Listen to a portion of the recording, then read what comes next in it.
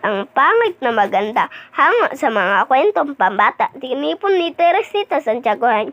Noong araw may isang pangit na nilalang na pinagtatawanan ng lahat. Sapagkat bukod sa pagiging kalbo, malaki ang kanyang ilong, maikli ang kanyang katawan at iisa lamang ang kanyang paa.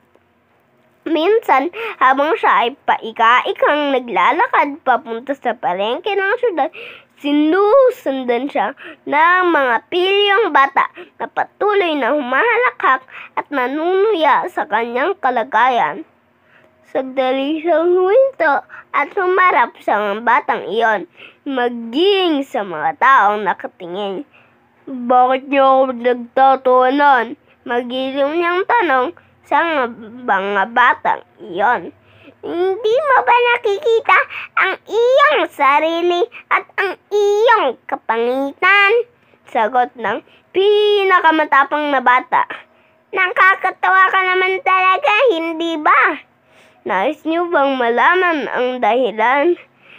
Alam ninyo nang lalangin ng Diyos ang mga tao, nalaman niyang may dalawa pang kaluluwang natitira sa akin at sa isa pang tao. At kulang na ang kagamitan upang mabuo ang dalawang magagandang tao."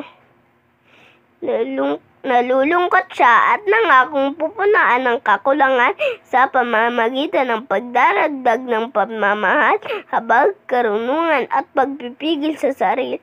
Pinamili niya ako kung ano ang nais ko, malakas at malaking pangangatawan o puso na malaki ang pagmamahal at awa. At pinili ko ang huri. Pinili ko rin maging kalbo, ngunit matalino, kaysa magkaroon ng buhok na makapal at kulot na salat sa karunungan. Nang pinamili naman ako ng dalawang paa o pagpipigil sa sarili at pagmamahal sa bayan, nakiusap ako ng isang paa upang makalakad ako at masunod ang inuutos ng aking puso at talino. Ito ako, may isang paa at pagpipigil sa sarili.